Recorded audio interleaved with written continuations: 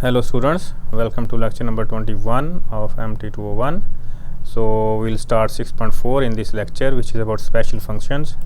So before I tell you about what actually do I mean by special functions and why are they called special, I will tell you that later. Before that, let's revise what we did in the last two lectures. So we started with linear homogeneous differential equation of second order. So this is homogeneous, is second order, and it is linear.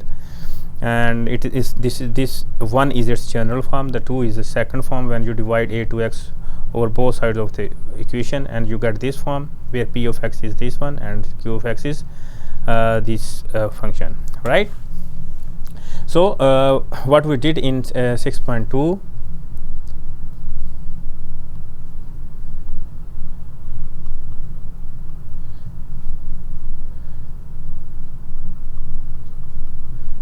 Series solution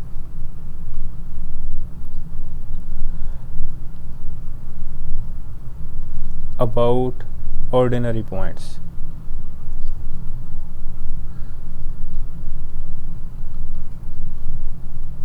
So what was that?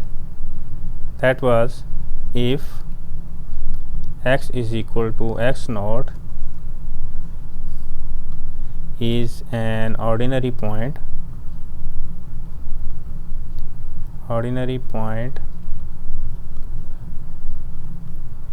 of 1, then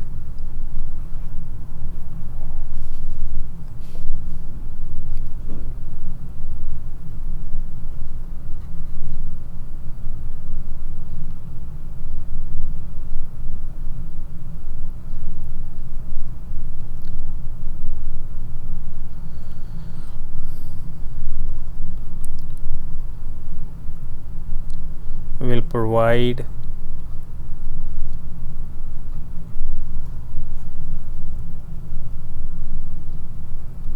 the basis. Basis mean कि आपके पास हमें इस solution से दोनों linearly independent solutions मिल जाएंगे, right?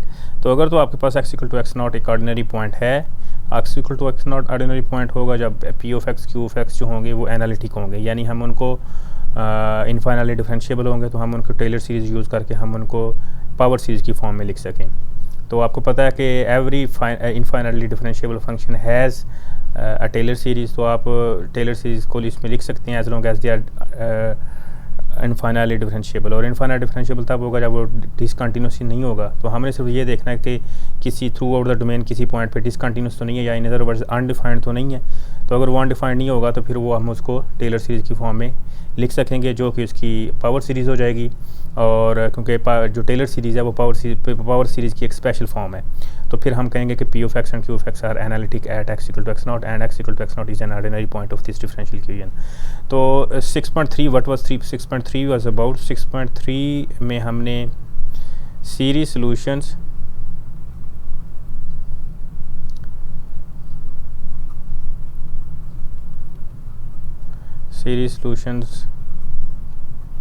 about singular points, to be more specific, regular singular point.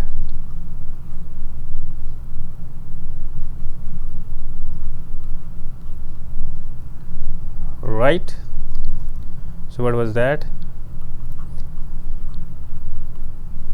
X is a regular singular point of 1, then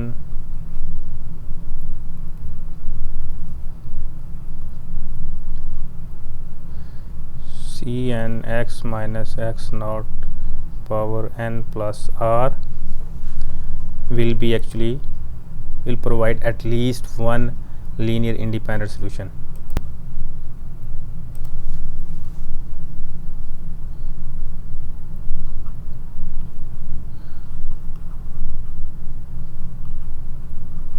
Will provide at least one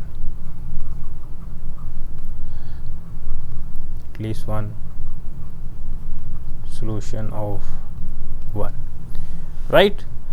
दो भी मिल सकते हैं, लेकिन ज़रूरी नहीं है कि दो मिलें, समटाइम्स एक भी मिलता है, लेकिन एक ज़रूर शोर करवाएगा फ्रोबेनियस मेथड। इसमें हमने फ्रोबेनियस मेथड स्टडी किया था, तो इसमें हमने solution about ordinary point study किए थे और हमने देखा था कि ये कंपैरेटिवली सिंपल है। Why? Because there is no R here, here r is actually unknown parameters to be determined from the initial equation. So this was 6.3 which we did in the last lecture, and in the 19th lecture we studied 6.2 which was about power series solutions about ordinary points.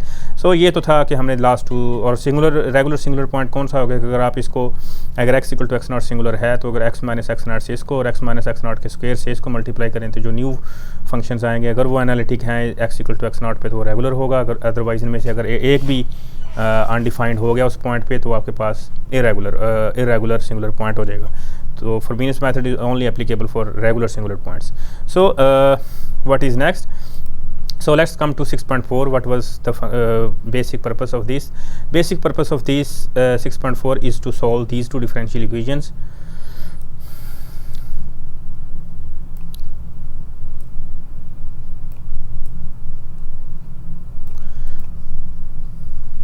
And here x square y double prime plus x y prime plus x square minus nu square, this is called nu.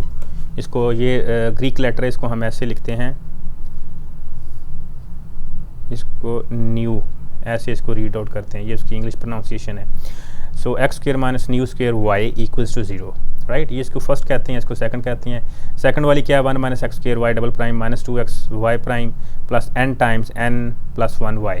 अगर आप देखें, ये एक particular, दोनों particular type की differential equations हैं जिसमें कोई जनरल चीज़ नहीं है, as long as this v and n is fix. इसमें जो v है वो आपके पास, सॉरी न्यू है, वो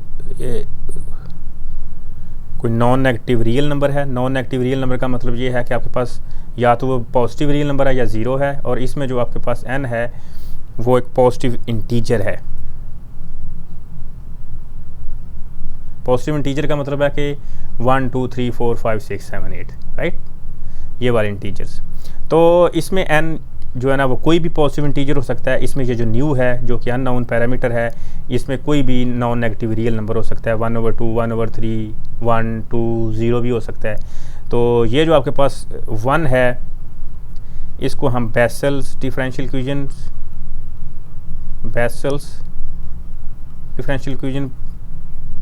कहते हैं, और जो सेकंड वाली है इसको हम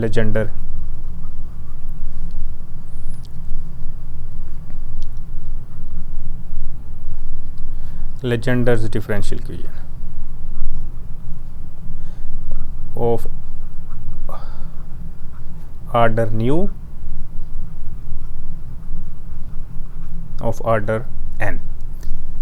तो हम इसमें से जो फर्स्ट बेसल है, इसमें आपके पास x इक्वल टू 0, अगर आपको याद हो यहाँ पे specially x equal to x naught के लिए तो ट्रू है, लेकिन यह कि हमने जो एग्जांपल्स देखी थी और सोल्यूशन जो सारे क्वेश्चंस देखे थे वो सारे x इक्वल टू 0 के अराउंड थे। So if x equal to 0 is an ordinary point then c n x power n will provide the basis, right, will provide two linearly independent solution, और यहाँ पे will provide at least one independent solution, ensure करवाएगा Frobenius method if x equal to x naught is a regular singular point. और यहाँ पे भी हमने x equal to 0 के करस्पॉन्डिंग ही देखा था। हम देखेंगे अभी कि x इक्वल टू 0 जो है वो जो पहली वाली डिफरेंशियल इक्वेशन बेसल्स है उसका रेगुलर सिंगुलर पॉइंट है, और x इक्वल टू 0 जो सेकंड वाली का आपके पास रेगुलर पॉइंट है। तो हम x इक्वल टू 0 के अराउंड इसका सोल्यूशन फाइंड करेंगे सेकंड वाली का, और फर्स्ट वाली का बेसल्स का हम ये 6.3 के जरिए सोल्यूशन फाइंड करेंगे, because x equal to 0 is a regular singular point of this differential equations. तो हम ये वाली थ्योरी जो है हम इन दो डिफरेंशियल इक्वेशन पे यूज़ करेंगे। Why do we call what does this special functions mean? कि स्पेशल फंक्शन का मतलब ये है कि ये आपके पास स्पेशल फंक्शंस हैं जो किसी मैथमेटिशियंस के नेम पे हैं। For example Legendre functions, Legendre polynomials, Bessel functions, और उसके बाद हर्मिट्स फंक्शंस, और भी बहुत सारी एग्जांपल्स हैं, Mathieu functions, Chebyshev polynomials, Gauss hypergeometric functions, और आपके पास एयरी फंक्शंस, ये सारे के सारे लेगर पॉलिनोमियल्स, ये सारे के सारे ऐसे फंक्शंस हैं जो स्पेशल साइंटिस्ट या मैथमेटिशियंस के नेम्स पे हैं। तो इसलिए हम इनको नेम्ड फंक्शंस भी कह सकते हैं कि because they are all named after their discoverers.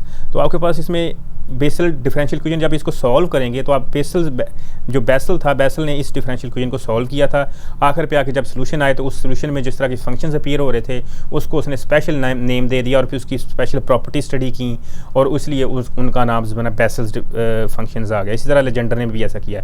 So let's move on and see what we have in our plate or on our table. So we are going to solve these two differential equations.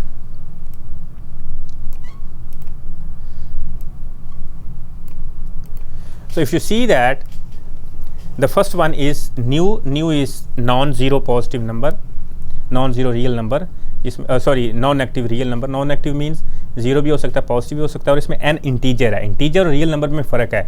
यहाँ पे we की जो new की value है वो एक fraction हो सकती है, यहाँ पे फ्रैक्शन अलाउ नहीं है। तो हम पहले बुक में जो 6.4 में पहले उसने 1 को सॉल्व किया हुआ है, फिर 2 को सॉल्व किया हुआ है। हम पहले 2 को सॉल्व करेंगे क्योंकि 2 कंपैरेटिवली ईजी है, फिर हम डिफिकल्ट पार्ट की तरफ जाएंगे, Bessels which is actually Bessel. So let's look at Legender's differential equation. This is called Legender's differential equation. Why? Because he solved these differential equations, and then at the end he found that there are special functions which came as a two solutions of this linearly independent two linearly independent solution of this differential equation. तो उसने उन दोनों को फिर हमने further study किया था, जिसकी वजह से उसका नाम Legender's differential equation Legender's polynomial पड़ गया, और फिर हम इसलिए इसको इस differential equation को Legender polynomial कहते हैं। Anyway, so let's see what we have here. So अगर हम x इसको स्टैंडर्ड फॉर्म में लिखें तो स्टैंडर्ड फॉर्म आपके पास क्या हो जाएगी? स्टैंडर्ड फॉर्म में हो जाएगी y double prime 2x over 1 minus x square y prime plus n into n plus 1 over 1 minus x square y equals to 0, right. अब हमने देखना है या क्या x equal to 0 इसका ऑर्डिनरी पॉइंट है, तो उसके लिए हमने क्या करना है, ये हमारे पास p of x है, ये हमारे पास q of x है। तो अगर हम इसको x से मल्टीप्लाई करें तो ये ऊपर एक्स स्क्वायर हो जाएगा, और नीचे फिर अगर हम x इक्वल टू तो स्मॉल पी एक्स क्या आएगा, oh sorry we are not looking at singularities, because सबसे पहले तो हमने देखना है कि इसका x equal to 0 ordinary point है, बिकॉज p ऑफ x भी डिफाइंड, अगर हम यहाँ पे 0 पुट करेंगे तो ये अनडिफाइंड नहीं होगा, यहाँ पे भी 0 पुट करेंगे ये अनडिफाइंड नहीं होगा। So that means that x is equal to 0 is an ordinary point of 2। तो x इक्वल टू 0 जो है वो ऑर्डिनरी पॉइंट है इस लेजेंडर डिफरेंशियल इक्वेशन का। तो 6.2 में हमने देखा था कि अगर तो उसका कोई x equal to 0 ordinary point होगा तो उसका जो सोल्यूशन होगा वो इस फॉर्म में हम उसको कैलकुलेट कर सकेंगे, और हमें ये दोनों के दोनों डिफरेंशियल सोल्यूशंस दे देगा, बेसिस टोटल बेसिस देगा। तो लेट्स मूव ऑन एंड सी कि हम इसको सॉल्व कैसे करेंगे। सबसे पहले तो हम ये देखें कि मुझे ये यहाँ पे n नहीं रखना चाहिए। Why? Because we have this n is already there. तो मुझे just for the sake of difference distinction मुझे जो ना इसको डिफरेंट कोई पैरामीटर रखना चाहिए। तो नॉर्मली हम k को भी यूज़ कर लेते हैं, तो यहाँ पे हम k यूज़ कर लेते हैं। तो मैं यहाँ पे कहता हूँ कि sorry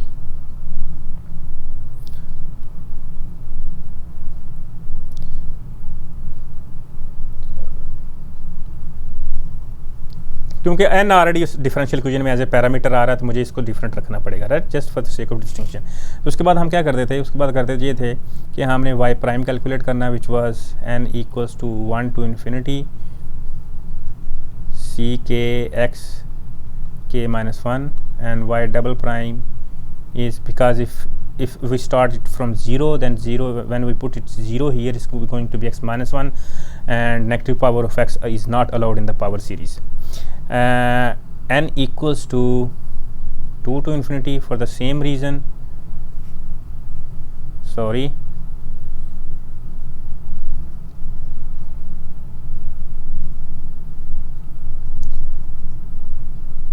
c k k x k minus 1, और फिर यहाँ पे c k k minus 1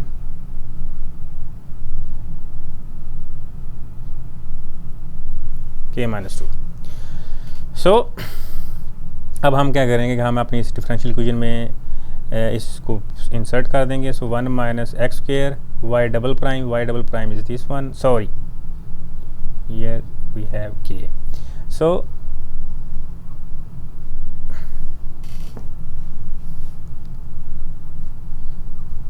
k is equal to 2 to infinity k minus 1 xk minus 2 minus 2x y prime. Why are we trying this solution? Because x equal to 0 is an ordinary point of this two differential equation, Legendre's differential equation. So आपके पास ये power series solutions इसके दो exist करेंगे. ये हमें 6.2 में theorem ने 6.3 2.1 आई थिंक थ्योरम था जिसने इंश्योर करवाए थे दो solution. So anyway y prime is k is equal to 1 to infinity k xk minus 1, and then we have this n into n plus 1 y.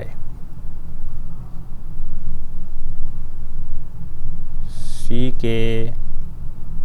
xk equals to 0, right. So again यहाँ पे 1 भी है, x square भी है, तो आपको ये पूरी सीरीज़ को 1 से भी मल्टीप्लाई करना पड़ेगा और एक्स स्क्वेयर से भी 1 से मल्टीप्लाई करेंगे तो ये एज इट इज़ रह जाएगी. 2 to infinity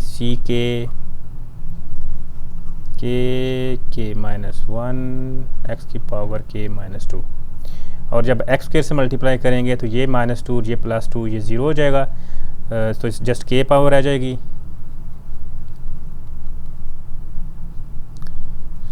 k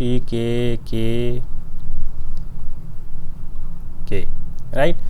यहाँ से हम x ये 1 पावर से एडअप होकर यहाँ पे भी सिर्फ k रह जाएगा. तो यहाँ पे हमें मिलेगा k is equal to 1 to infinity ck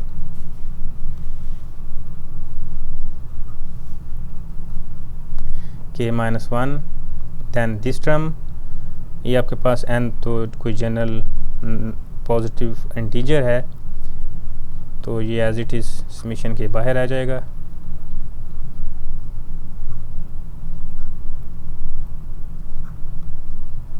xk is equal to 0. Why? Because this differential equation gives 0, right? It's homogeneous. So k is equal to 2 try करेंगे तो यहाँ से आपके पास k x 0 से स्टार्ट हो रहा है, यहाँ से x 2 से स्टार्ट हो रहा है और यहाँ से 0 से स्टार्ट हो रहा है और यहाँ से यहाँ से भी 0 से स्टार्ट हो रहा है. तो हमने नीचे वाली पावर को एक्सपेंशन करके हायर पावर के साथ आपने उनको कंपेयर करना है. तो इसका मतलब क्या हुआ कि सबसे पहले तो ये देखेंगे किसी की पावर तो सेम नहीं है. एक्स k minus 1 ये k और ये भी k और k इज इक्वल टू 0 है और यहाँ पे k इज इक्वल टू 2 है. So k is equal to 2. So no. So अब आपको क्या है, so if you see that if you see that k starts from 2, so if you put 2, so that means we start here with 0, here with 2, here with 1, here with 0. So maximum power is x की power 2 which comes from this mission, right, this series. तो इसका मतलब है कि बाकी सबको भी आपको x की पावर 2 के तक लेके जाना पड़ेगा. इसका मतलब है कि यहाँ से स्टार्ट हो रही है 0 से तो 2 टर्म्स इसकी एक्सपैंड होंगी, यहाँ से 1 से स्टार्ट हो रही है एक टर्म इसकी एक्सपैंड हो गई, यहाँ से 0 से स्टार्ट हो रही है तो 2 टर्म्स इसकी एक्सपैंड होगी ताकि x की सेम पावर से सो that they should start from the same power of x, right. So let's सी, यहाँ से अगर हम पहली टर्म को कैंसिल करेंगे k is equal to 2 study put करेंगे तो c2 2 times 1 2 x power 0, so c2 and 2, so that means so we get t2 c2 and then if you consider हमें इसकी दो टर्म्स एक्सपेंड करना पड़ेंगी तो जब 3 इंसर्ट करेंगे तो c3 3 times 2 6 and x की power 1, so that means we get 6 c3x, right. इसकी दो टर्म्स एक्सपेंड कर ली. उसके बाद इसकी एक टर्म एक्सपेंड करनी पड़ेगी, एक टर्म करेंगे तो k1 इंसर्ट करेंगे c1 1 माइनस 0 तो ये सारी आपके पास 0 हो गई. तो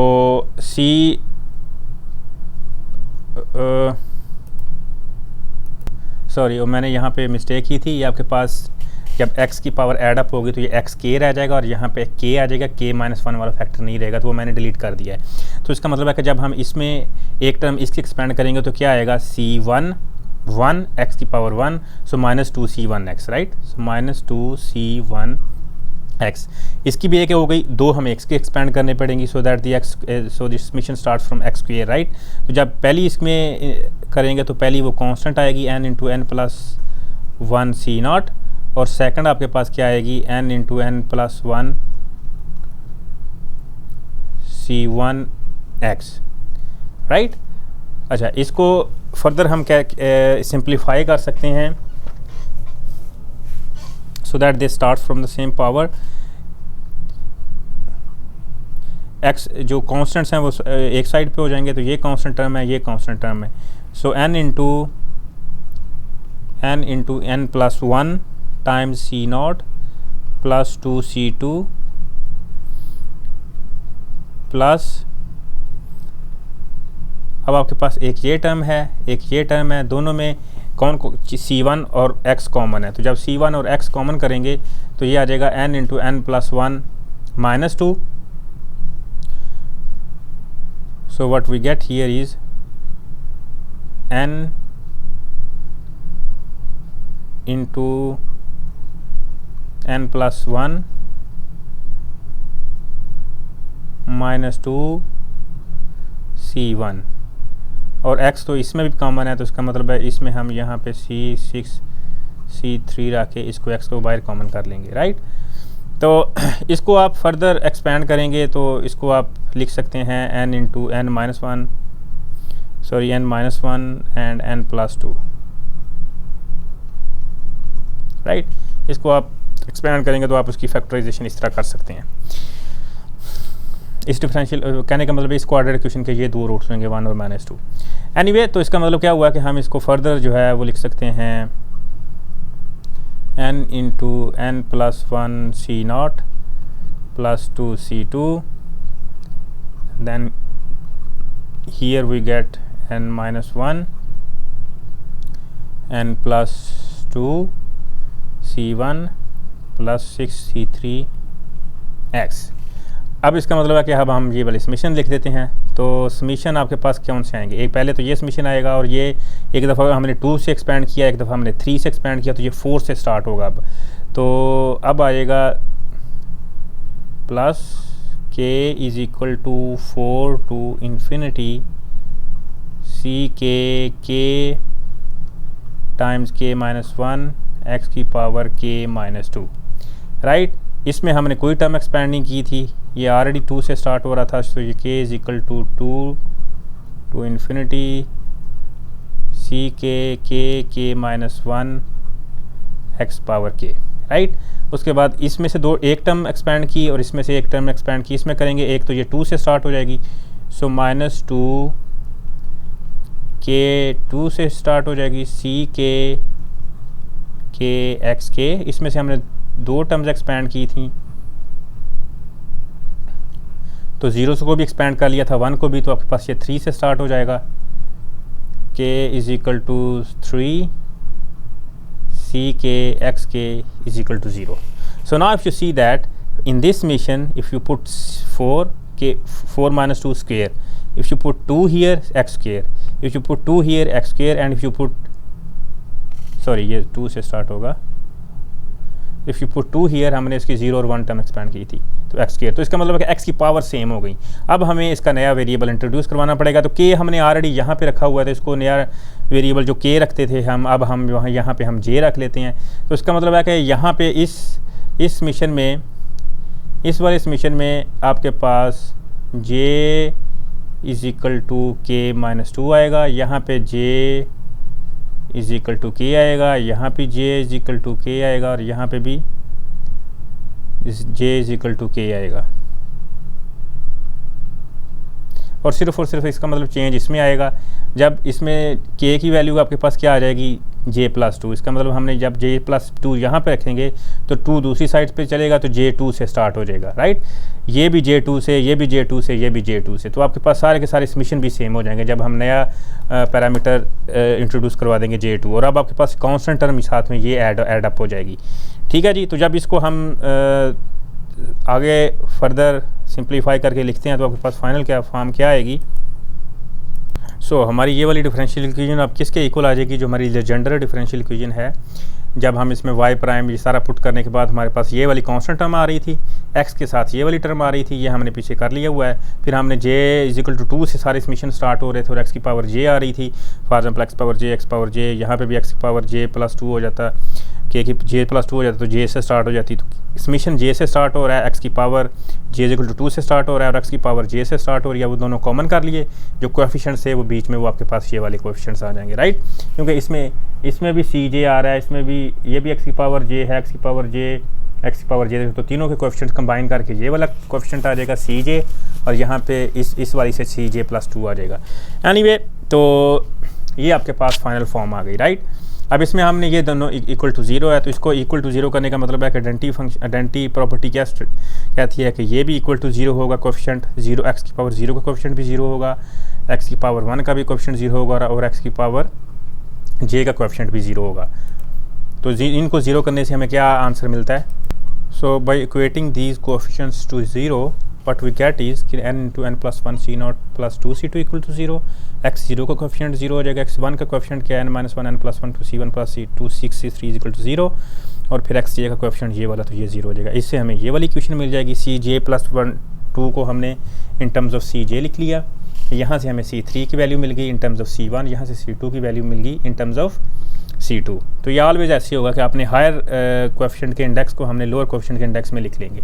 अच्छा, इसका क्या मतलब हुआ, c2 की वैल्यू यहाँ से मिल गई, c3 की तो वैल्यू यहाँ से मिल गई है in terms of c0 c1। अब आपके पास cj+2, तो ये आपके पास समीशन कहाँ से वेरी हो रहा है, ये हमें यहाँ से पता चलता है ऑलवेज। तो ये जो समीशन है ये आपके पास j = 2 3 4 5 6 एंड सो ऑन। जब ये वाली वैल्यू इंसर्ट करेंगे तो आपके पास जो वैल्यू आ जाएंगी वो आपके पास ये वाली आ जाएंगी। सो C4 जब j = 2 पुट किया तो C4 आ गया, तो j = 2 पुट किया तो n - 2 n + 3 n - 2 n + 3, सो 3 + 2 5 3 + 1 4, सो 5 टाइम 3 + 2 प्लस यहाँ पे j की वैल्यू 2 2 + 2 4 एंड 3। अब इसमें हमने C2 की वैल्यू यहाँ से इंसर्ट कर दी, ये जो पहले नेगेटिव था इस नेगेटिव की वजह से, राइट। अब ये वाले इस नेगेटिव की वजह से ये पॉजिटिव हो गया, सो n - 2 n + 3 यहाँ ये वाला था और ऊपर से हमें n × n + 1 मिल गया। तो उसको हमने थोड़ा सा रीअरेंज किया, टर्म्स को प्लस वाली एक साइड पे होगी, माइनस वाली एक साइड पे होगी, नीचे आपके पास 4 × 3 which is actually 4 factorial. So next if we insert j = 3 what we get is 6 5 n - 5 n + 6 n + 4 n - 3 n + 4 5 and 4, right, 5 × 4। तो C3 की वैल्यू फिर हम इस वाले से हम सब्स्टिट्यूट कर देंगे, तो ये इन टर्म्स ऑफ C1 हो जाएगी, ये माइनस में है तो ये माइनस माइनस प्लस हो जाएगा, राइट। तो ये वही नेगेटिव वाली टर्म्स एक साइड पे, पॉजिटिव वाली एक साइड पे, नीचे आपके पास 5 × 4 है।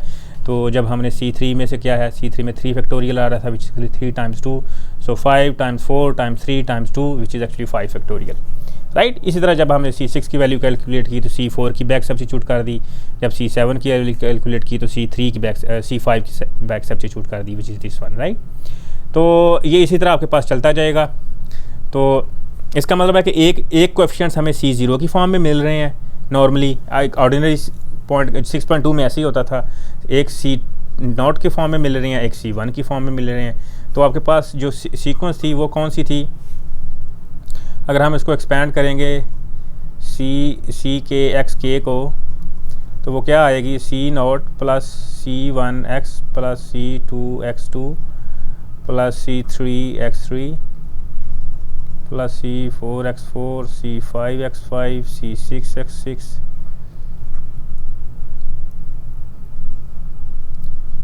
C6 plus C7 X7 and so on, क्योंकि हमने 7 तक कैलकुलेट किए हुए हैं, राइट।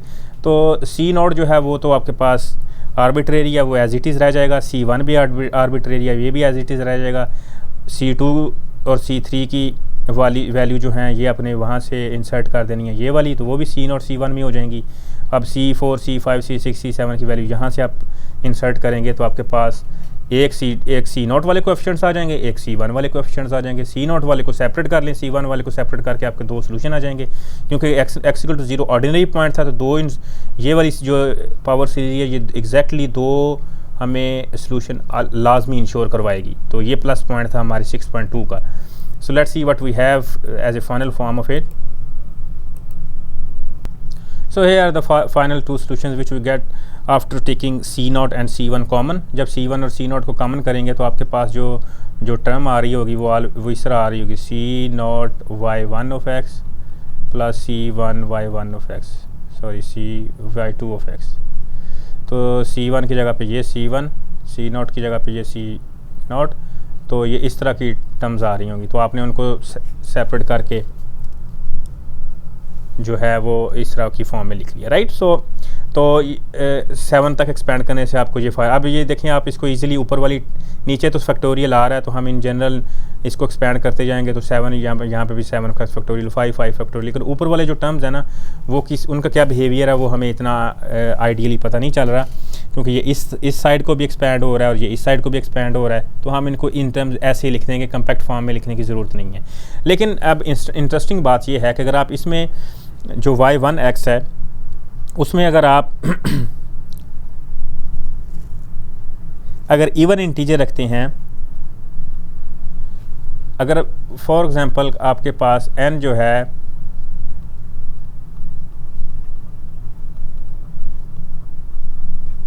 इवन इंटीजर है, राइट, तो आपको पता था कि ये वही वाला n है जो हमें सीरीज से मिला था, राइट। तो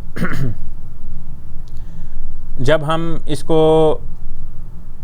इंसर्ट करेंगे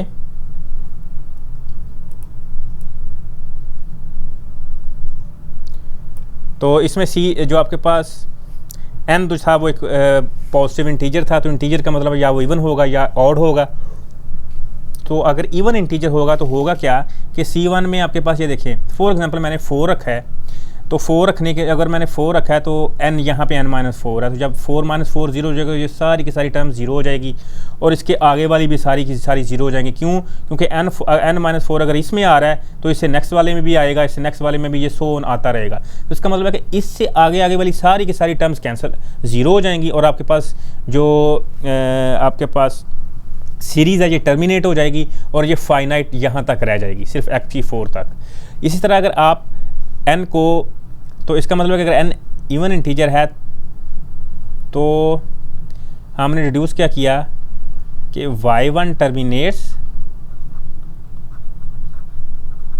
और जो y2 है उसमें तो आपके पास क्योंकि ऑड पावर्स आ रही हैं तो n4 रखेंगे तो 4 + 4 6 होने 8 हो जाएगा।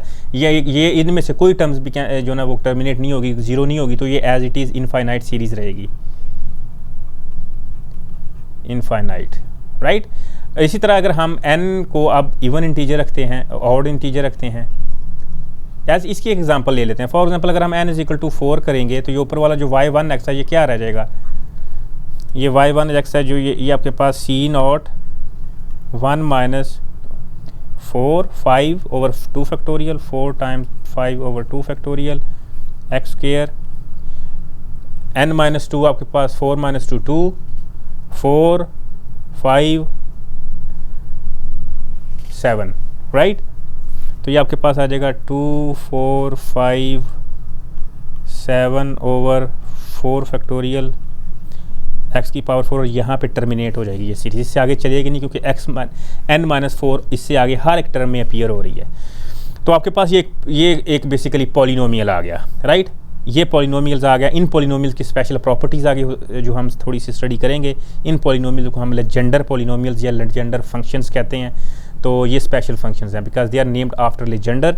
ही discovered these functions while solving Legendre's differential equations.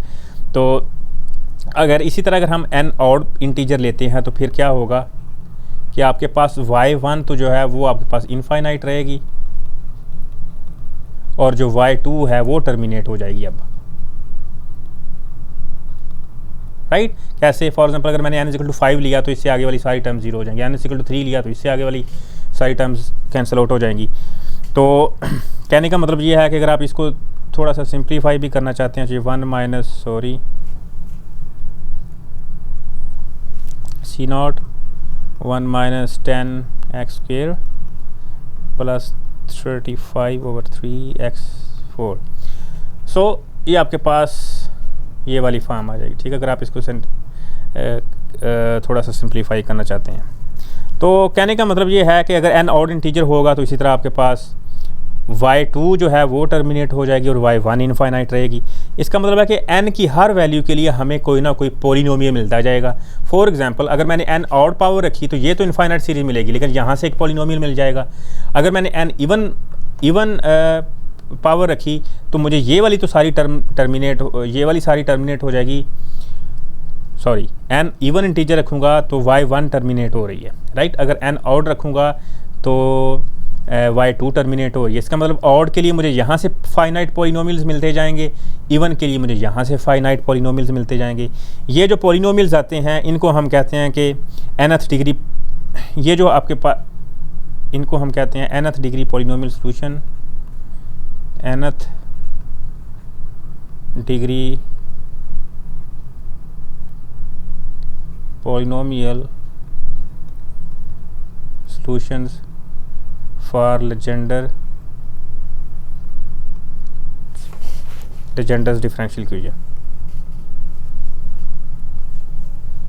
ठीक है जी। वाई? क्योंकि n की हर पावर के लिए आपको एक फाइनाइट पॉलिनोमियल मिलेगा। अगर आपकी n ऑड इंटीजर रखेंगे तो यहाँ से y2 से फाइनाइट पॉलिनोमियल मिल जाएगा। अगर n ऑड रखेंगे, इवन रखेंगे तो आपके पास यहाँ से क्योंकि यहाँ पे इवन की पावर्स आ रही हैं, यहाँ से ऑड पावर्स आ रही हैं, राइट।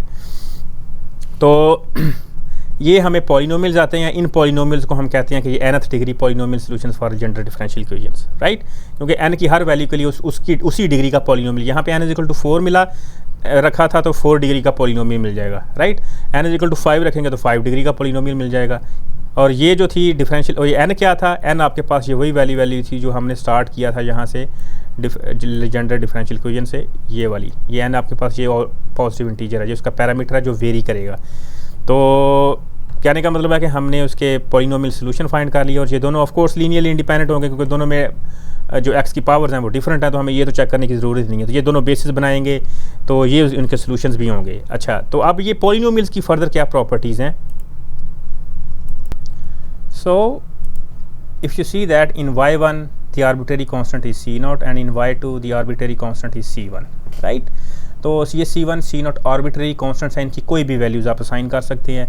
तो जिस तरह आपके पास जो आर्बिट्ररी कांस्टेंट होते हैं जनरल सोल्यूशन में y(x) = c1 y1 + c2 y2 और c1 y1, कोई भी आर्बिट्ररी सोल्यूशन है इसमें c1 c2 की कोई भी आर्बिट्ररी वैल्यू हो सकती है। तो अगर कोई भी आर्बिट्ररी वैल्यू हो सकती है तो लेजेंडर ने क्या किया, लेजेंडर ने अपनी चॉइस की वैल्यूज़ असाइन की और वो जो चॉइस थी लेजेंडर की वो ये वाली थी कि for n = 0 we choose c0 = 1, right. तो 0 को हम इस वाली फैमिली में लेके आते हैं। फिर n = 2 6 4 जो के लिए हमें c0 की वैल्यू जो हैगी वो ये वाली आएगी, ठीक है। अगर हम इवन पावर्स में होंगे तो ये वाली वैल्यूज़ आएंगी, ऑड पावर्स में होंगे तो y2 हमें पॉलिनोमियल देगा, राइट। क्योंकि ये तो इनफाइनाइट सीरीज़ रहेगी लेकिन यहाँ पे फाइनाइट आ जाएगा। अगर ऑड पावर हुई तो ये टर्मिनेट हो जाएगी, ये इनफाइनाइट सीरीज़ देगी। सो c0 की उसने ये वाली चूज़ की और फिर हम n = 1 के लिए c1 = उसने 1 लिया और n = 3 5 6 के लिए उसने ये वाली चॉइस रखी।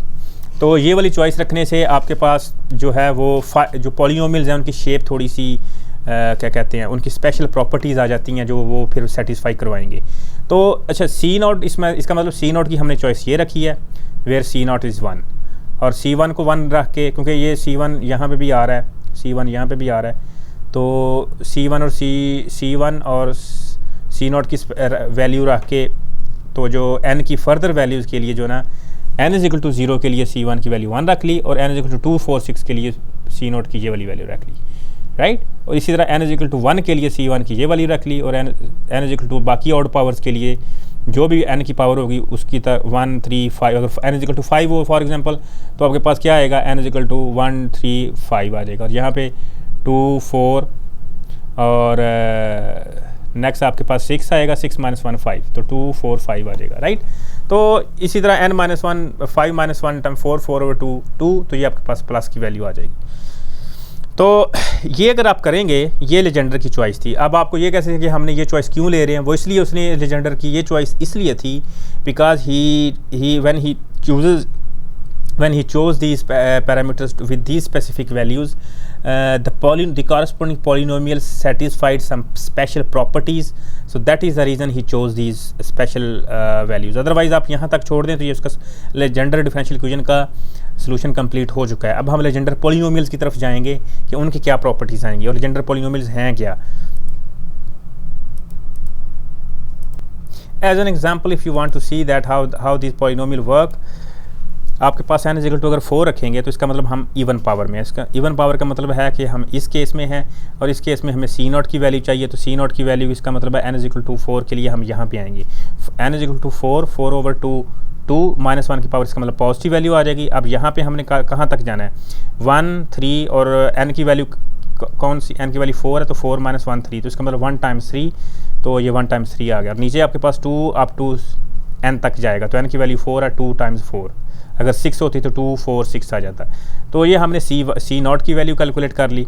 n इजिकल टू 4 का मतलब ये है कि 4 के बाद ये वाली सारी टर्म्स कैंसिल आउट हो जाएंगे और 4 डिग्री का पॉलिनोमियल आ जाएगा, वो आ जाएगा 1 - 10x² + 35 over 3x4, ये हमने पीछे कैलकुलेट भी किया था और उसकी वैल्यू आपके पास ये आ जाएगी। इसका मतलब क्या हुआ कि n की हर स्पेसिफिक वैल्यू के लिए आपको एक इस तरह का फाइनाइट पॉलिनोमियल मिलेगा with this choice of C1 and with this choice of C2, while y1 is equal to this one and y2 is equal to this one. So if n is even, we are in this case, and if n is odd, we are in this case. This means n is not divisible by 2, n is divisible by 2.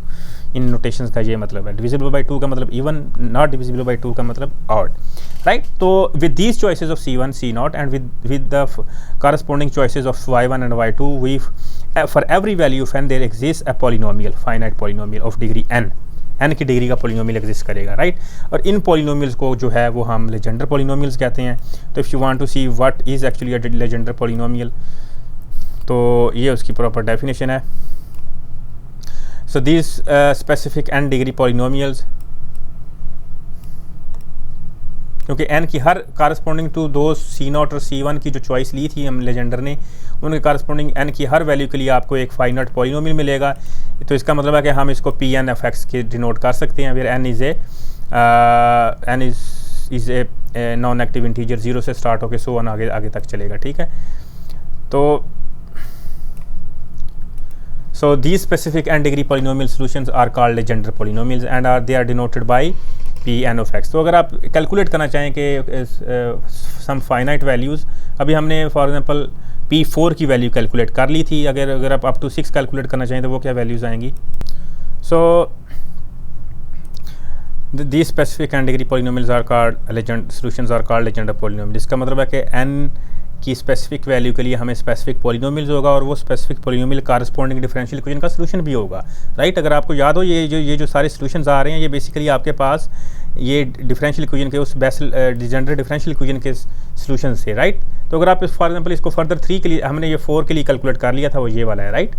तो अगर आप 3 के लिए करना चाहते हैं तो 3 के लिए क्या आएगा, 3 ऑड है तो हम इसका मतलब इस केस में है, तो 3 के बाद n इजिकल टू 3, इसमें इसके बाद हर एक टर्म में अपीयर होगा, इसका मतलब वो सारी 0 हो गई, सिर्फ यहाँ तक आएगा। तो x आपके पास ये x रह गया और 3 की पावर कौन सी आ जाएगी, 3 - 1 2, 3 + 2 5, सो 2 + 2 × 10 over 6। तो ये C1 की वैल्यू आप यहाँ से कैलकुलेट कर लेंगे, 3 है तो 3 - 1 1 1 over 3 - 1 2 2 over 2 1, सो -1 की ये नेगेटिव वैल्यू आएगी और ये सो ऑन।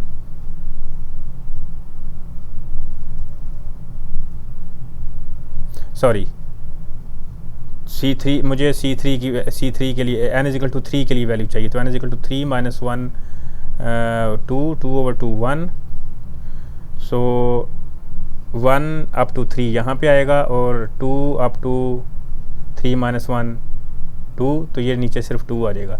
तो जब ये हम C1 की वैल्यू कैलकुलेट करके और यहाँ से हम ये इन दो वैल्यू कैलकुलेट करके अगर आप इसे थोड़ा सा सिंप्लीफाई जिस तरह ये किया है सिंप्लीफाई करेंगे तो आपके पास यही वाली वैल्यू आएगी, राइट। क्योंकि आपके पास बाहर माइनस आ रहा था तो माइनस को कॉमन करेंगे तो हायर पावर पहले आ जाएगी और लोअर पावर बाद में चली जाएगी, तो ये आपके पास ऑलवेज ऐसे ही होगा। तो ये P3 की वैल्यू इस तरह आप कैलकुलेट कर लेंगे। अगर आपको याद हो तो ये तो सारे के सारे सॉल्यूशंस हैं। अगर आप n की जो भी वैल्यूज़ होगी आप या y1 में होंगे या y2 में होंगे, y1 और y2 दोनों पर्टिकुलर सॉल्यूशन आपके डिफरेंशियल इक्वेशन के। तो इसका तो मतलब है कि हम ये बात कर सकते हैं कि remember P0 P1 up to P3 so on are particular solution of the differential equation corresponding Bessel's में। तो बेसल की जो डिफरेंशियल इक्वेशन थी वो मैं आपको अगेन लिखवा दूं ताकि आपको हो कि हम किस केस में हैं। So this is actually Legendre's differential equation.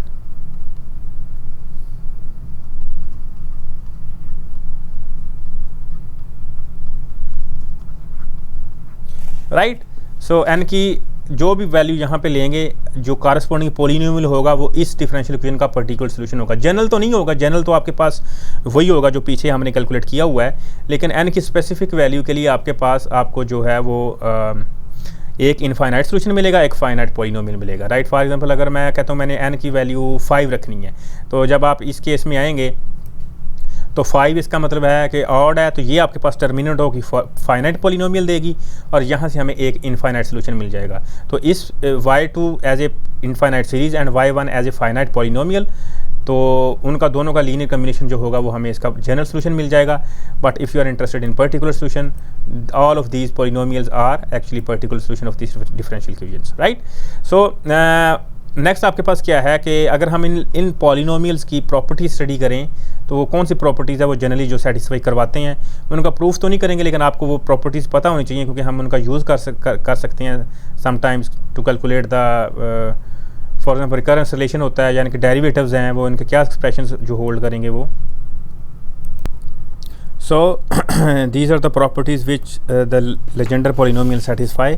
First of all, Rodriguez formula क्या है? Rodriguez formula for these polynomials कि आपके ने अगर ये polynomials अगर आप एक तो ये है कि अगर आप वो y1 और y2 सोल्यूशन से इनको जो है ना एक्सपैंड करके कैलकुलेट करें, लेकिन यह है कि ये एक नाइस एंड कॉम्पैक्ट फार्मूला है, यहाँ से आप लेजेंडर पॉलिनोमियल्स कैलकुलेट कर सकते हैं। फॉर एग्जांपल P6 अगर आपने कैलकुलेट करना है तो आपने इसको 6 d6/dx 6 x² - 1 की पावर 6, तो 6 टाइम्स अगर x² - 1 को डिफ्रेंशिएट करेंगे तो आपके पास, और यहाँ पे 2 की पावर 6 फैक्टोरियल रखेंगे तो आपको P6x मिल जाएगा। इसी तरह आप n की किसी भी वैल्यू के लिए इस रोड्रिगेज फार्मूला से लेजेंडर पॉलिनोमियल की वैल्यू कैलकुलेट कर सकते हैं, रादर दैन कैलकुलेटिंग कि आप उसको जिस तरह पहले हम कैलकुलेट कर रहे थे उस इनफाइनाइट रिलेशन से।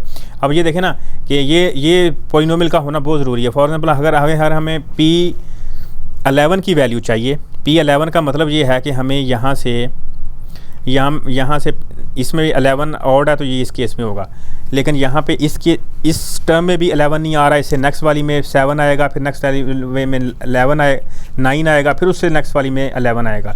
तो आप इस जो सीरीज़ है इसको इनफाइनाइटली टर्म्स तो लिख नहीं सकते, इसलिए अगर आपने n की हायर डेरिवेटिव्स के लिए अगर आपको वैल्यू चाहिए लेजेंडर पॉलिनोमियल्स की तो आपको इस सीरीज़ से तो नहीं मिलेंगी, क्योंकि फॉर एग्जांपल अगर हमने n = 7 लिया तो n = 5 तो इसमें है, लेकिन n = 9 लिया तो n = 7 की टर्म भी हमें चाहिए, तो वो नेक्स्ट वैल्यू में आएगी x⁻9 के corresponding.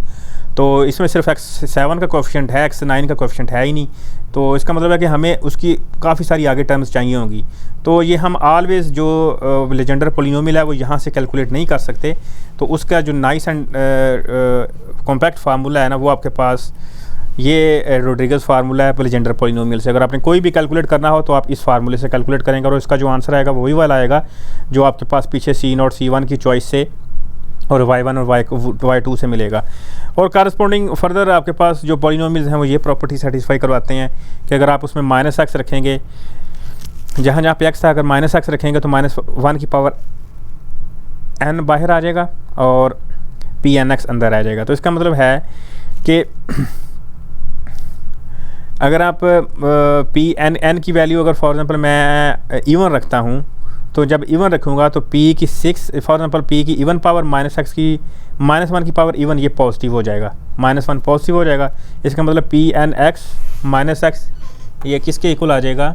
Let me right it for या कि Pn - x will be equal to Pn(x) if n is even, right? And if n is odd, Pn - x जो है ये आपके पास एक और -1 आ जाएगी ऑड पावर, तो ये -P1x आ जाएगा। तो कहने का मतलब है कि ये तो डेफिनेशन है इवन फंक्शन की और ये डेफिनेशन है ऑड फंक्शन की। इवन फंक्शन क्या होता है कि अगर आप f - x रखें और आपके पास f(x) आ जाए, for example f(x) is equal to x² जो है ये आपके पास इवन फंक्शन है। इसमें x की जगह पे -x रखेंगे तो अगेन x² आ जाएगा विच इज़ f(x). तो कहने का मतलब है कि फॉर n इवन आपके पास जो लेजेंडर पॉलिनोमियल्स हैं वो एग्जांपल्स हैं इवन फंक्शंस की, और फॉर ऑड n वो एग्जांपल्स हैं ऑड फंक्शंस की। ऑड फंक्शन में क्या होता है कि इसमें बाहर माइनस आ जाए, नेगेटिव टाइम्स f(x) आए। तो फर्दर ये है कि एट x = 1 कैलकुलेट करेंगे उसकी वैल्यू 1 आएगी, एट x = -1 कैलकुलेट करेंगे उसकी वैल्यू -1 की पावर n आएगी, एट x = 0 कैलकुलेट करेंगे उसकी वैल्यू 0 आएगी, फैन इज़ ऑड। और अगर उसके डेरिवेटिव की वैल्यू कैलकुलेट करेंगे 0 तो वो 0 आएगी n इवन के लिए। यहाँ पे n इवन के लिए 0 नहीं आएगी और यहाँ पे n ऑड के लिए वैल्यू उसके डेरिवेटिव की 0 नहीं आएगी। तो ये प्रॉपर्टीज़ हैं जो आपको पता होनी चाहिए लेजेंडर पॉलिनोमियल का। आप इनको सेटिस्फाई भी करवा सकते हैं। For example up to n = 6 आपके पास सारे लेजेंडर पॉलिनोमियल्स पीछे पड़े हुए हैं। अगर 7, 8 के लिए चाहिए तो आप यहाँ से कैलकुलेट कर लेंगे और आप उनके लिए ये सारी प्रॉपर्टी सेटिस्फाई करवा सकते हैं ईजिली। रिकरेंस रिलेशन क्या है कि आपके पास pk+1 और इसमें ये आ रहा है और इसमें pk भी आ रहा है और pk-1 भी आ रहा है। तो कहने का मतलब ये है अगर आपने p6 कैलकुलेट करना है तो ये p6 का मतलब ये है कि अगर आप k = 5 लेंगे तो ये p6 आ जाएगा, ये 5 आ जाएगा और ये 4 आ जाएगा। तो कहने का मतलब है कि अगर आपको p4 और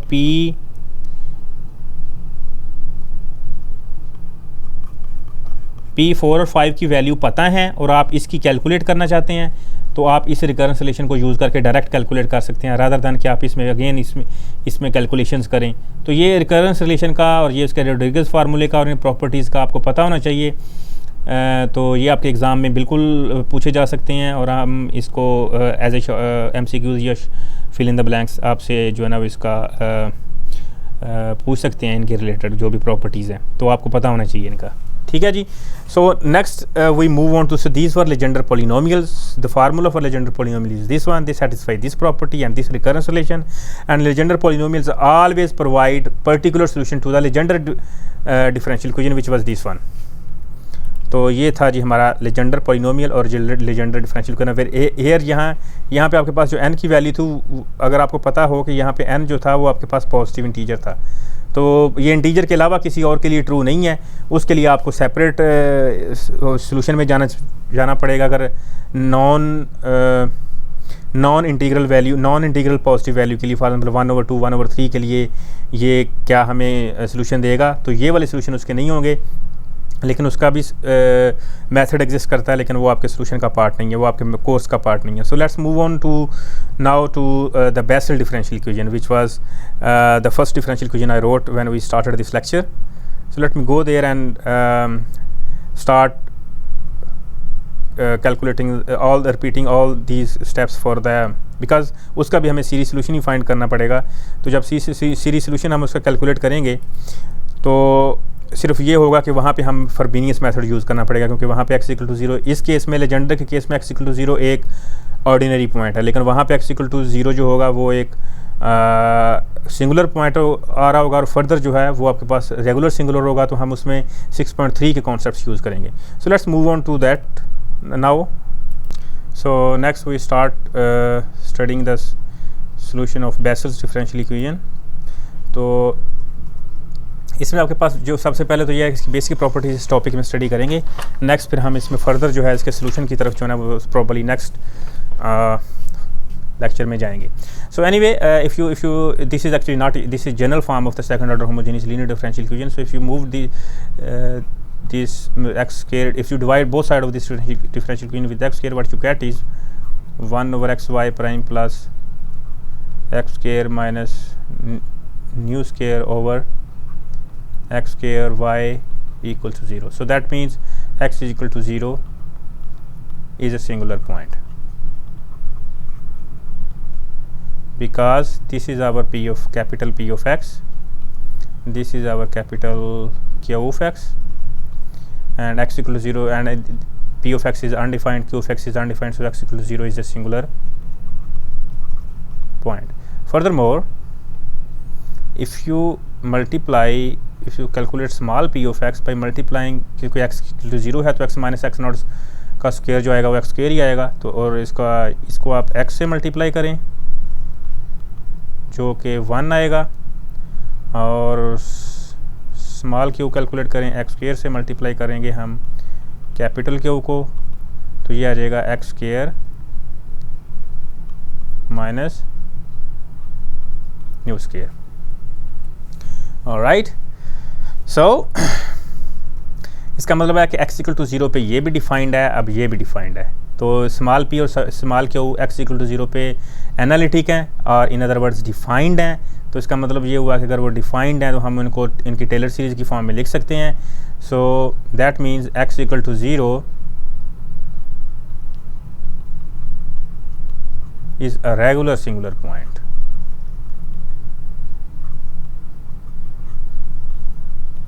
रेगुलर सिंगुलर पॉइंट के लिए आपको पता है कि 6.3 था, जिसमें फ्रोबेनियस मेथड ये इंश्योर करवाता था कि अगर तो कोई डिफरेंशियल इक्वेशन है और उस second order homogeneous differential equation और उसका x equal to x not कोई रेगुलर सिंगुलर पॉइंट है, तो उसका आपके पास जो एटलीस्ट एक सोल्यूशन एग्जिस्ट करेगा in the form of n is equal to 0 to infinity. अब हम n रख सकते हैं, वहाँ पे हमने n इसलिए नहीं रखा था, हमारे लिए जनरल डिफरेंशियल इक्वेशन में n आ रहा था, यहाँ पे न्यू है तो which is different from n, so now we can take n rather than taking x k. So x minus x not की पावर n प्लस r, तो x नॉट 0 है, तो इसका मतलब है कि यहाँ पे n प्लस r आ जाएगा, राइट. तो वो फ्रोबेनियस ये कहता है कि x equal to the method of Frobenius ensures us that if x equal to 0 is a regular singular point, then this infinite series, this infinite power series will ensure you at least one solution. दो भी हो सकते हैं लेकिन एक तो लाजमी होगा, लेकिन जब एक होगा तो फिर दूसरा कैलकुलेट करना प्रॉब्लमेटिक होता है. So let's move on and see what we have here. तो बेसल्स डिफरेंशियल इक्वेशन को हम सॉल्व करना स्टार्ट करते हैं, तो उसके लिए हमें क्या चाहिए, एक तो डबल डेरिवेटिव चाहिए. So y prime is as usual n is equal to 0 से ही स्टार्ट होगा, क्योंकि इसमें आपके पास r होता है, वो माइनस पावर नहीं होती, सी n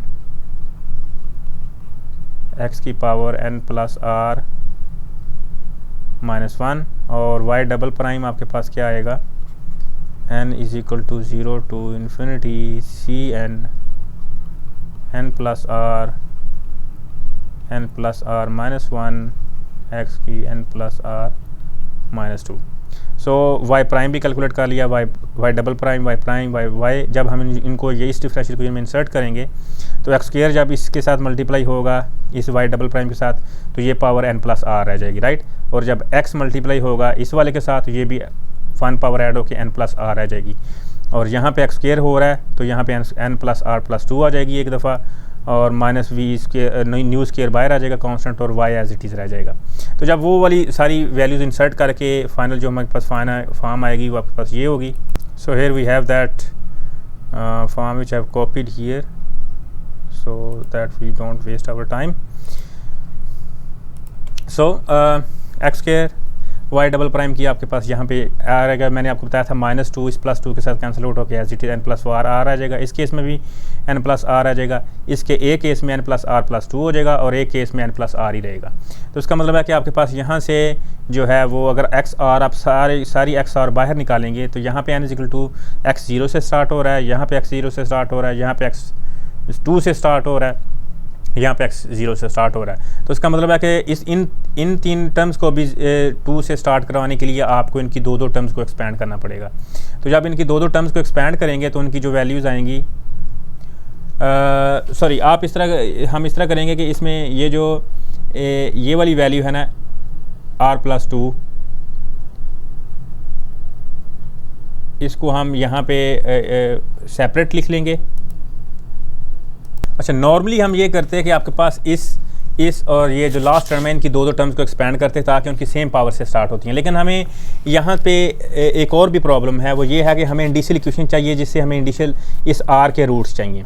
उस आर के रूट्स फाइंड करने के लिए हम पहले इनके समीशंस को नहीं छेड़ते, समीशन ऐसे रखते हैं, पहले इंडिशियल इक्वेशन ड्राइव करते हैं और फिर उसके बाद हम इनके समीशन इनकी सेम पावर से स्टार्ट करा के इनको सेम समीशन से स्टार्ट करेंगे और फिर इनके कोएफिशिएंट्स की वैल्यू फाइंड कर लेंगे।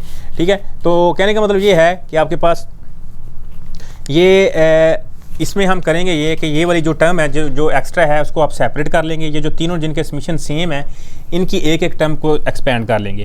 तो जब इनकी एक टर्म को एक्सपेंड करेंगे, इसकी एक को और इसकी एक टर्म एक्सपेंड करेंगे तो वो आपके पास ये वाली वैल्यू आ जाएंगी। इसमें C0, इसमें C0, इसमें C0 XR सब में ही है, तो वो कॉमन करके तो वैसे n की वैल्यू 0 हो जाएगी, तो वो आपके पास बाकी वैल्यू एज इट इज़ रह जाएंगी। तो नीचे आपके पास वैल्यू ये आएगी, इसमें R कैंसिल होके C0 R² minus nu square x की पावर r आ जाएगा। यहाँ पे XR और n = 1 ये भी स्टार्ट होगा, ये भी n = 1 से स्टार्ट हो जाएगा, ये भी n = 1 से स्टार्ट होने के बाद उनकी कॉमन टर्म्स ये वाली आ जाएगी और इसको हमने सेपरेट लिख लिया। अच्छा, अब ये है कि यहाँ से हमें इंडिशियल इक्वेशन मिल गई है। मेन चीज़ ये है कि हम इनके समीशन से अगर हम आल दो आपको पता होना चाहिए कि यहाँ पे n = 1 और यहाँ पे स्टिल n = 2 है और पावर यहाँ से 2 से स्टार्ट होगी, यहाँ से 1 से स्टार्ट होगी। अभी तक हमने समीशन को छेड़ा ही नहीं है, हमने जस्ट रादर दैन उनको हम वैसे अपेरेंटली हम क्या करेंगे, इसकी भी दो टर्म्स को एक्सपैंड करेंगे, इसकी भी दो टर्म्स को, इसकी भी दो टर्म्स को। जब वो सारी टर्म्स को एक्सपैंड करके आपके पास इंडिशियल इक्वेशन आएगी, वो इंडिशियल इक्वेशन आएगी एग्जैक्टली वही जो आपने पहली दो टर्म से आई है। तो रादर दैन आप वो सारी की सारी कैलकुलेशन करने के बाद इस इंडिशियल इक्वेशन पे पहुँचें, आप क्यों ना आप स्टार्ट से ही पहले इस इंडिशियल इक्वेशन पे आ जाएँ, राइट। तो इंडिशियल इक्वेशन आपके पास क्या आ रही है, r से r कैंसिल होकर r² माइनस v²। जब r² माइनस v² की इक्वल टू 0 करेंगे तो r के आपके पास जो रूट्स आ जाएंगे वो प्लस माइनस न्यू आ जाएगा। तो एक दफ़ा प्लस न्यू के लिए हम कंसिडर कर लेते हैं, एक दफ़ा प्लस माइनस न्यू के लिए। तो जब प्लस न्यू के लिए अब हम स्टडी करेंगे तो यहाँ जहाँ पे r है वहाँ पे न्यू आ जाएगा और फिर हम इन समीशंस को सॉल्व कर लेंगे। ठीक है, तो अपेरेंटली हमने क्या किया, हमने rather than expanding these 3 summations for 2 terms, हमने इनको सिर्फ एक टर्म्स के लिए एक्सपेंड करके उनके समीशंस को इक्वेट नहीं किया, हमने जैसे इसको इक्वल टू 0 कर दिया, इसको सेपरेट लिख लिया कि ये अगर ये 0 होगी तो ये कोएफिशिएंट Cn भी 0 होगा, इसका ये वाला 0 होगा, इसका ये वाला 0 होगा। यहाँ से हमें r² माइनस v², C0 की आप वैल्यू 1 रख लें, कोई भी आर्बिट्रेरी कांस्टेंट है, इसको C0 को 1 रख के हम r² माइनस v² इसको इक्वल टू रूट फाइंड कर लेंगे, r plus minus nu. So here we have from 3 we see that the initial equation is r² minus v² is equal to 0, new square is equal to 0। so r के दो roots आपके पास आएंगे इंडिशियल equation के, r is equal to new, r is equal to minus new। for r is equal to new ये वाली जो 3 equation है वो आपके पास इसमें चेंज हो जाएगी, यहाँ पे r है वहाँ पे न्यू आ जाएगा, ये 0 हो जाएगी, x न्यू। तो अब हम जो है ना इनके समीशन एक्सपैंड भी करेंगे और इनकी वैल्यू भी इक्वेट करेंगे। सो n इज इक्वल टू 1 से स्टार्ट हो रही है, यहाँ पे 2 से स्टार्ट हो रही है, तो इसकी एक वैल्यू एक्सपैंड कर लेंगे। ये भी अब आप सेम पावर से स्टार्ट हो रही है, ये भी सेम पावर से स्टार्ट हो रही है। यहाँ पे k की वैल्यू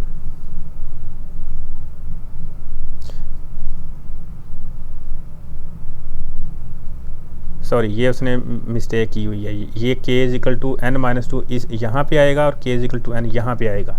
ठीक है, तो जब आप वो काम करेंगे तो आपके पास ये k रह जाएगा। अच्छा, नॉर्मली होता ये है कि आप जो भी फिर पावर आ जाती है ना, उन पावर्स को आप k के इक्वेट कर देते हैं। तो यहाँ पे n is equal to k करेंगे, यहाँ पे n plus 2 is equal to k करेंगे, फिर भी ठीक है। अगर आप इसको जो ना k is equal to n minus 2 कर दें रादर दैन कि n प्लस 2 इसको करें, आप इसको भी n is equal to n minus 2 कर देंगे तो दोनों समीशन 0 से स्टार्ट हो जाएंगे। इसका ये हो जाएगा नॉर्मली, फिर वरना समीशन जो है वो दोनों कहाँ से स्टार्ट होते, यहाँ पे k इज इक्वल टू 0, यहाँ पे k n is equal to होता तो ये भी k इज इक्वल टू 0 से स्टार्ट हो जाता, ये भी k इज इक्वल टू 0 से। यहाँ पे x की पावर आपके पास n प्लस 2 आ जाती, k की पावर n आ जाती है, और यहाँ पे आपके पास n k प्लस 2 k और xk,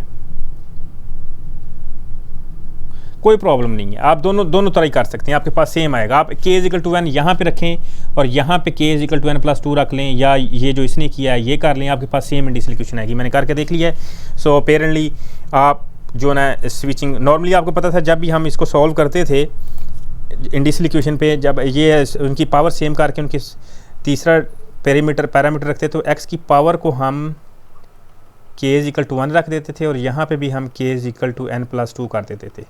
तो आप इनको करेंगे तो आपके पास फिर भी जो इंडिसल इक्वेशन आएगी वो यही आएगी। तो कहने का मतलब है, सॉरी इंडिसल इक्वेशन आपके पास कोएफिशिएंट्स यही आएंगे।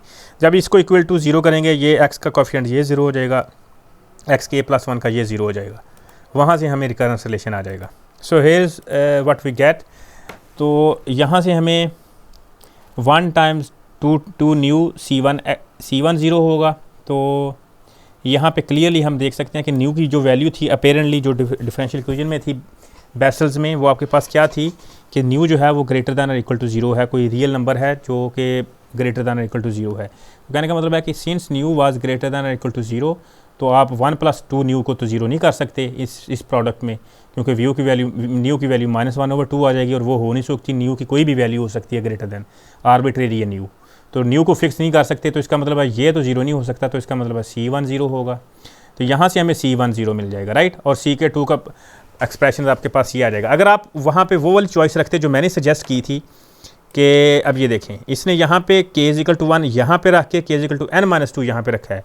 अगर यहाँ पे k is equal to n+2 यहाँ पे और k is equal to n रखेंगे यहाँ पे, तो सिर्फ और सिर्फ चेंज सिर्फ आएगा ये कि यहाँ पे k-2 आ जाएगा और यहाँ पे k आ जाएगा, सॉरी यहाँ पे k आ जाएगा और यहाँ पे k-2 आ जाएगा। तो उसने सिर्फ माइनस को प्लस रखने के लिए जो ना ये वाली चॉइस रखी है, ताकि हमें k-2 यहाँ पे और ck यहाँ पे ना डील करना पड़े, जैसे है हम ऐसे इसको डील करें। Anyway that this doesn't make any difference. तो आप दोनों चॉइस से आपके पास रिकन्सिलेशन और सोल्यूशन सेम आएगा। तो इसका मतलब है कि इसमें C1 इज इक्वल टू 0 जब चॉइस पुट करेंगे तो यहाँ पे k is equal to 1 put करेंगे तो C3 आएगा, उसमें यहाँ पे 1 पुट करने से C1 आ जाएगा, C1 0 है तो ये C3 0 हो जाएगा। इसी तरह C3 पुट करेंगे तो यहाँ पे C3 आ जाएगा, C5 आ जाएगा, C7। तो ये ऊपर वाली क्योंकि C1 0 है तो कॉरस्पॉन्डिंग सारी टर्म 0 हो जाएंगी। तो 0, 2 और 4 जो इवन पावर्स हैं उनके लिए आप क्या करें, आप इस k+2 को जो ना रादर दैन कंसिडरिंग k+2 आप उसको 2n रख लें और n को फिर 1, 2, 3 से स्टार्ट कर लें, क्योंकि जब n 1 रखेंगे तो ये 2 आ जाएगा, n 2 रखेंगे तो 4 आ जाएगा।